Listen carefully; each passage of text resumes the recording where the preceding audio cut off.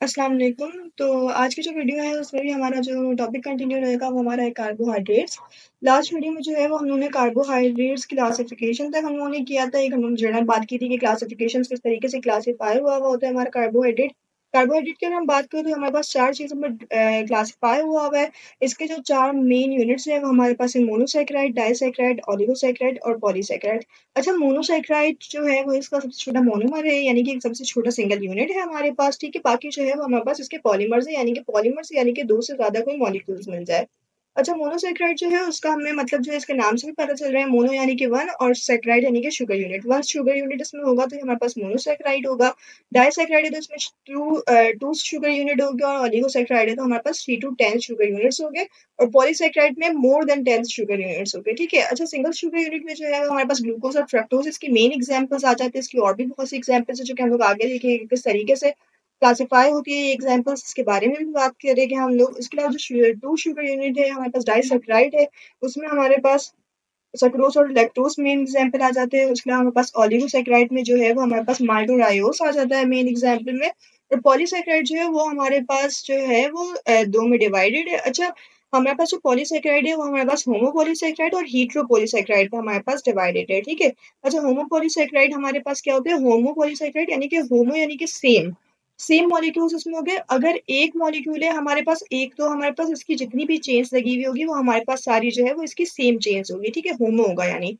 और हीट्रो है तो हमारे पास एक चेन ऐसे है, एक चेन ये है हमारे पास, एक चेन ये है हमारे पास। इस तरीके से हमारे पास चेंज हो जाएगा, यानी कि इसके जो मॉलिक्यूल्स है इस वाले हमारे पास यूनिट के हमारे पास चेंज होंगे। होमोपॉलीसैकेराइड में जहाँ पे जो एग्जाम्पल आ जाता है वो हमारे स्टार्च और ग्लाइकोजन आ जाता है, और जो हीट्रो में जो हमारे पास एग्जाम्पल आ जाता है वो हमारे पास आ जाता है ग्लाइको एमिनो ग्लाइकेन आ जाता है, ठीक है। ग्लाइकोस एमिनो ग्लाइकेन आ जाता है और एगर और पेप्टेन आ जाता है, ठीक है। इनके बारे में भी हम आगे डिस्कस करेंगे कि इनकी जो है वो हमारे पास किस तरीके से क्लासिफाई हुआ है और किस किस तरीके से हमारे पास जो है ये यहाँ पर वर्क कर रहा होता है और किस तरीके से हमारी बॉडी में हेल्प करता है, ठीक है। नेक्स्ट हम लोग अगर ये 4 क्लासिफाई हो गए, नेक्स्ट अगर हम लोग देखें तो कार्बोहाइड्रेट्स इस तरीके से भी हम लोग इसको डिवीजन कर सकते हैं, यानी कि हम लोग क्लासिफाई कर सकते हैं। कार्बोहाइड्रेट को सिंपल में अगर हम देखें तो सिंपल में हमारे पास मोनोसैकेराइड और डाइसैकेराइड्स आ जाते हैं, क्योंकि ये हमारे पास 1 टू 2 शुगर यूनिट्स से कंपोज हुए हुए, तो हमारे पास सिंपल शुगर्स में भी आ सकते हैं, ठीक है। और कॉम्प्लेक्स हमारे पास आ जाते हैं पॉलीसैकेराइड्स, यानी कि इसमें जो है वो ग्रेटर देन 10 मॉलिक्यूल्स है, ठीक है। ओलिगोसैकेराइड्स में हमारे पास इसी में पाया जाता है। अच्छा, कॉम्प्लेक्स और सिंपल के बारे में इसके अगर हम लोग डिफरेंशिएट करें तो हमारे पास क्या हो सकता है? सिंपल कार्बोहाइड्रेट्स जो है वो हमारे पास सिंगल मोनोसैकेराइड यूनिट पे होगा, यानी कि या तो उसमें सिंगल होगा या तो उसमें ज़्यादा से ज़्यादा 2 मॉलिक्यूल्स होंगे, ठीक है। और कॉम्प्लेक्स में जो है वो हमारे पास हंड्रेड्स या फिर थाउज़ेंड्स ऑफ मोनोसैकेराइड यूनिट से बना हुआ होगा, ठीक है। सिंपल जो है हमारे पास ईज़ी टू डाइजेस्ट होगा, यानी कि आसानी से डाइजेस्ट हो जाएगा। ज़ाहिर-सी बात है, जो हमारे पास सिंपल मॉलिक्यूल है वो मोनोमर ही है, तो उसको हमें जो है वो पॉलीमराइज़ करने की या फिर हमें उसे तोड़ने की, हाइड्रोलाइज़ करने की या फिर उसे ऑक्सीडाइज़ करने की कोई ज़रूरत नहीं है, वो डायरेक्टली डिसॉल्व हो सकता है हमारी बॉडी में, ठीक है। जबकि जो हमारे पास कॉम्प्लेक्स कार्बोहाइड्रेट है वो हमारे पास टाइम लेके डाइजेस्ट होने में, क्योंकि वो जो है वो हमारे पास एक से ज़्यादा मॉलिक्यूल्स पे कंपोज़ हुए हुए, तो ज़ाहिर-सी बात है, और हंड्रेड्स और थाउज़ेंड्स की यूनिट्स में जब हमारे पास आ जाएँगे तो उनको जो है वो हमारे पास ऑक्सीडाइज़ करने में भी टाइम लगेगा, ठीक है। देन फिर हमारे पास जो है वो सिंपल कार्बोहाइड्रेट्स की जो टाइप्स आ जाती है, हमारे पास मोनोसैकेराइड और डाइसैकेराइड्स आ जाते हैं।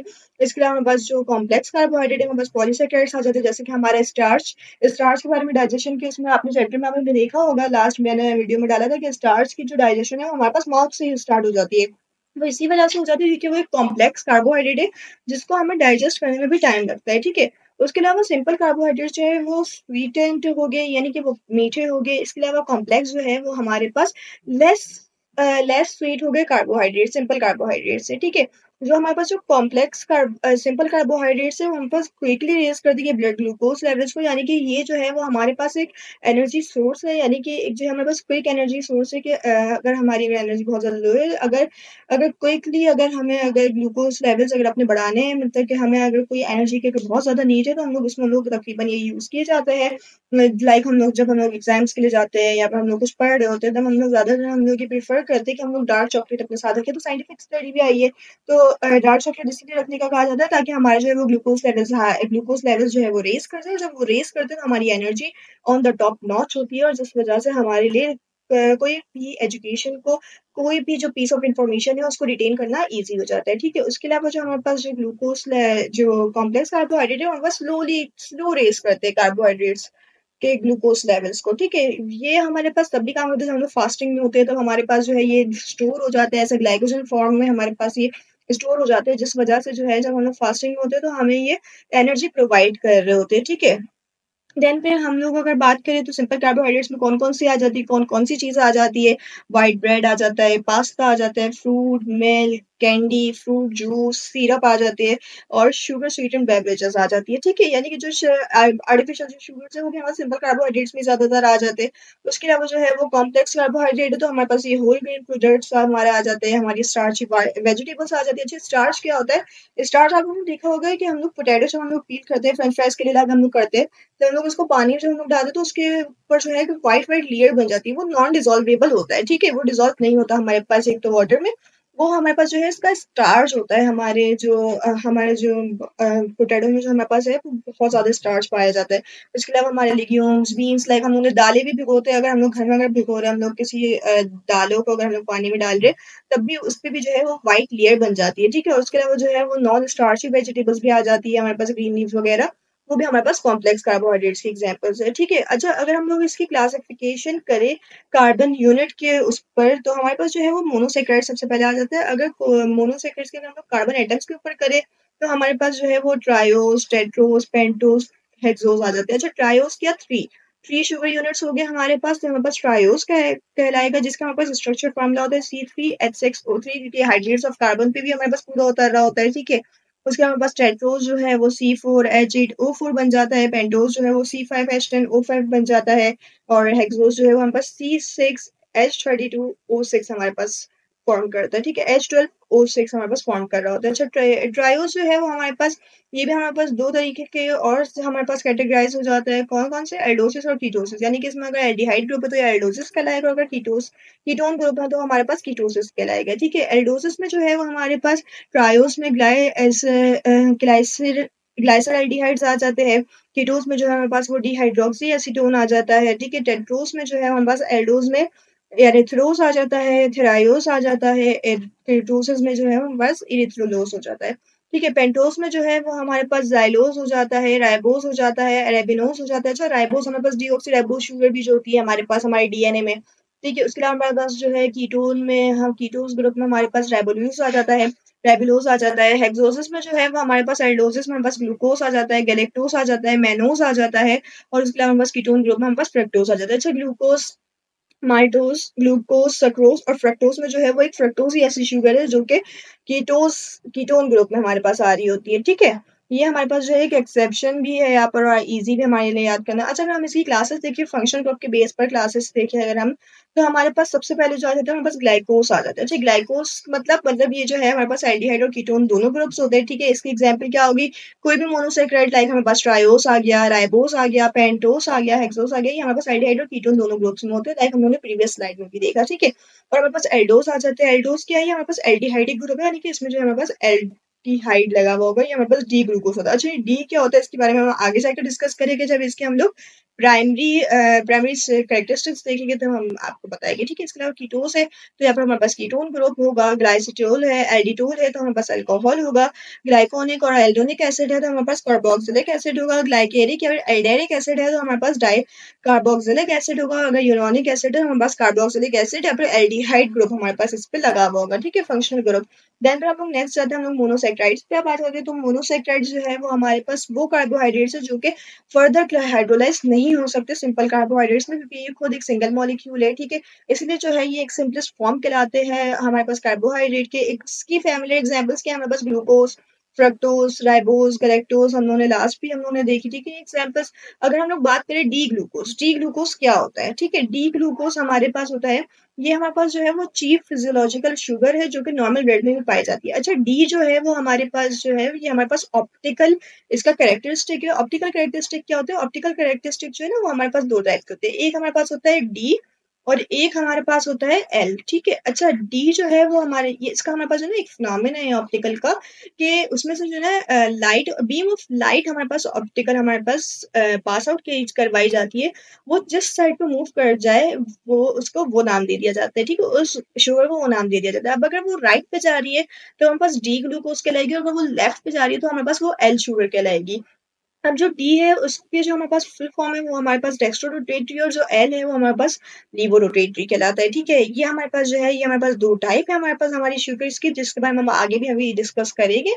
ये इसका एक छोटे से हमारे पास एक इंट्रो समझ लीजिए। अच्छा डी ग्लूकोज़ जो है वो हमेशा ईज़िली डाइजेस्टेबल होती है हमारी बॉडी में। एल ग्लूकोज़ जो है वो हमारी बॉडी में जल्दी करके डाइजेस्ट नहीं होती, ठीक है? डी ग्लूकोज़ जो है वो फिजियोलॉजिकल शुगर है, चीफ फिजियोलॉजिकल शुगर है जो कि नॉर्मली हमारे ब्लड में पाई जाती है। उसके अलावा जो है वो सब सारे के सारे टिश्यूज़ जो ग्लूकोज़ लेते हैं एनर्जी के लिए हमारे एरिथ्रोसाइट्स हो गए, हमारे ब्रेन सेल्स हो गए, वो हमारे पास ग्लूकोज़ को ही ज़्यादातर यूटिलाइज़ कर रहे होते हैं एनर्जी पर्पज़ के लिए, ठीक है? और उसके अलावा जो है वो ग्लूकोज़ हमारे पास जो है वो डाइसैकेराइड और पॉलीसैकेराइड का भी एक कॉन्स्टिट्यूएंट है, ठीक है? और उसके अलावा ये ग्लूकोज़ जो है वो हमारे पास ऐसा ग्लाइकोजन स्टोर होता है हमारे लिवर में और हमारे मसल्स में, ठीक है?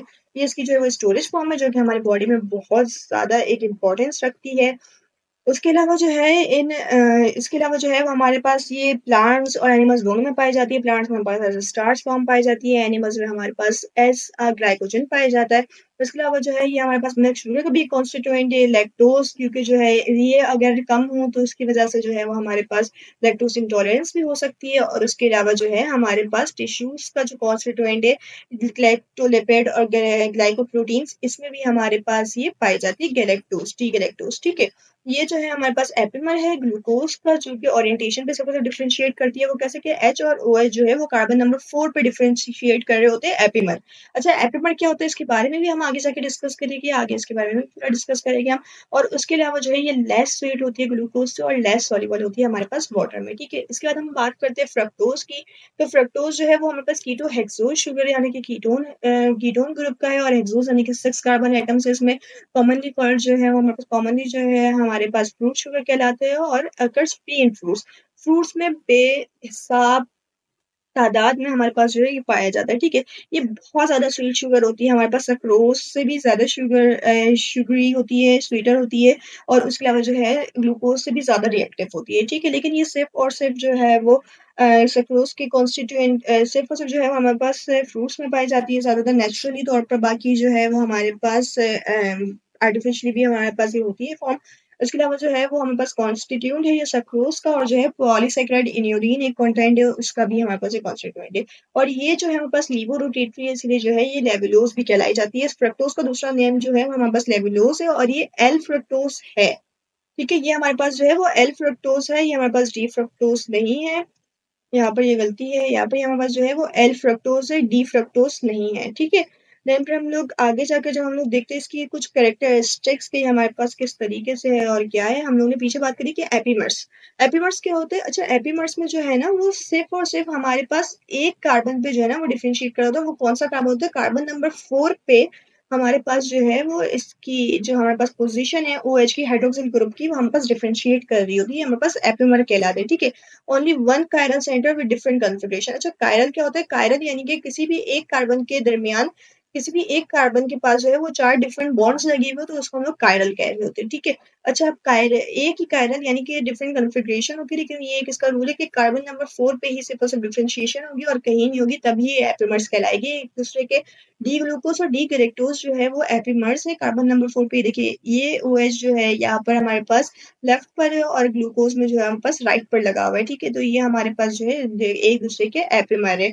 सही है, ये हमारे पास इस तरीके से एपिमर का भी हो गया पूरा, ठीक है? और उसके अलावा जो है वो मोनोसैकेराइड्स फर्दर क्लासिफाई होते हैं हमारे पास एल्डिहाइड और कीटोन ग्रुप पर। एल्डो मोनोसैकेराइड्स कौन से होते हैं? एल्डोज़ेस जिसमें एल्डिहाइड ग्रुप लगा हुआ और कीटो मोनोसैकेराइड्स हमारे पास कीटोज़ेस होते हैं जिसमें कीटोन ग्रुप लगा हुआ और कार्बन चेन लेंथ के हिसाब से हमारे पास ट्रायोज़ होते हैं, टेट्रोज़, पेंटोज़, हेक्सोज़, हेप्टोज़। अच्छा ट्रायोज़ में हमारे पास 3 कार्बन चेन होती है, टेट्रोज़ में हमारे पास 4 कार्बन चेन होती है, पेंटोज़ में हमारे पास 5 कार्बन्स, हेक्सोज़ में हमारे पास 6 कार्बन और हेप्टोज़ में हमारे पास 7 कार्बन होती है, ठीक है? उसके बाद हमारे पास जो है और भी इसकी कुछ कैरेक्टरिस्टिक्स लाइक हमारे पास कार्बोनिल ग्रुप आ जाता है और भी बहुत सारी इसकी चीज़ें हैं जिसके बारे में हम लोग इंशाल्लाह ताला नेक्स्ट वीडियो में बात करेंगे। ये वीडियो वैसे ही बहुत ज़्यादा लंबी हो चुकी है। तब तक के लिए अल्लाह हाफ़िज़।